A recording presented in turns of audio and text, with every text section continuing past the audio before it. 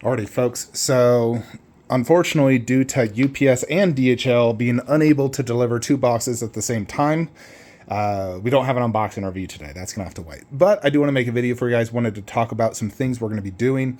So, first off, there's Blade, just so you can see the lower half of Blade. However, I've come to the conclusion that it's in my best interest not to go all in Jurassic World Dominion. Simply because it takes too much space, and that space I need. You know, if we don't have the Raptor bus there, I can put Jon Snow and Night King. However, as of right now, I'm going to probably have to change these shelves. Because Jon Snow is so freaking deep. This is only a 18-inch shelf. And as you see, he can't even go all the way to the right. So, because of that, we have a little bit of space there.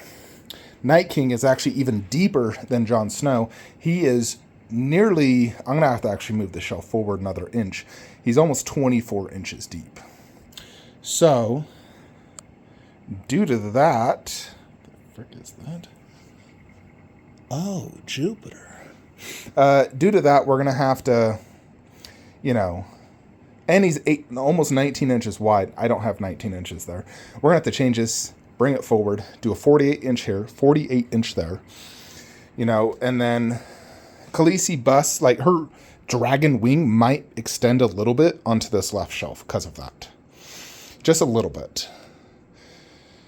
But yeah, I've kind of come to the conclusion it's in my best interest to do Game of Thrones here. That way we can keep Alita and just do Alita bus there.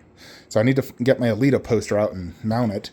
But I think that's for the best. The only other way I could free up all this space, basically move all of this, is if I sold my Transformer line. We got in here the Transformers 4 line. All this. And I would need to change that to a 48-inch wide shelf to accommodate for Night King. Or actually, that one would be it. But you'd have to do, like Khaleesi bust, Khaleesi 1-4, Night King, Jon Snow, Alita bust.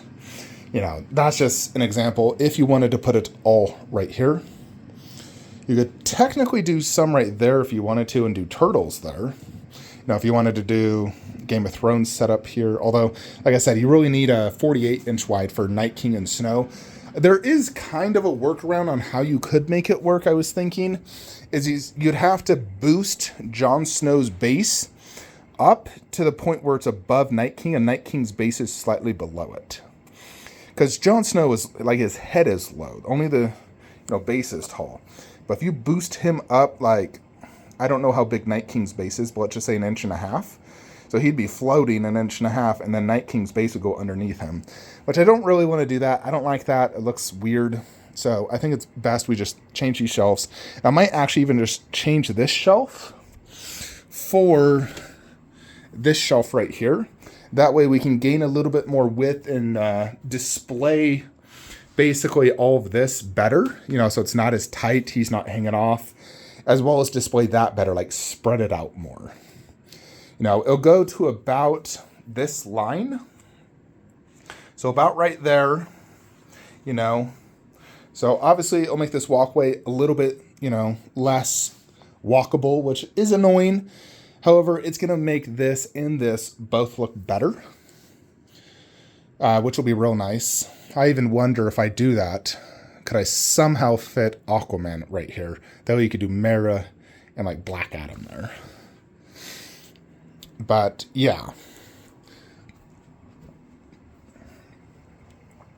Yeah, so for Jurassic, we returned Raptor bus here because it's kind of, a lot of space to like separate this from that. And this always looked amazing. It's kind of like bus next to 1/4, bus next to 1/6. We lowered them, although, yeah, just like before. I mean, the only one that truly doesn't look like super, super good down low is Mosasaurus simply due to the height. I could lower this shelf. That's one way to work around that.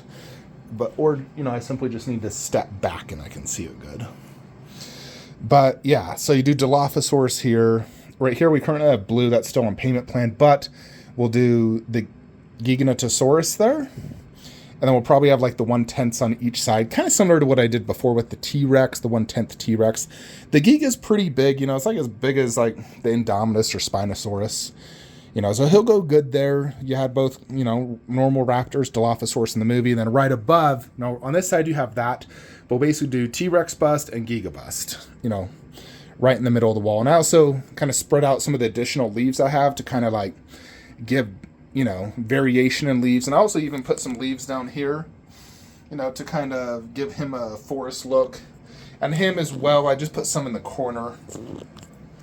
Now, of course, doing this, not only did it free up that shelf, which we previously had the Raptor bus on, but also frees up this shelf. And we can really do, you know, a few different things here.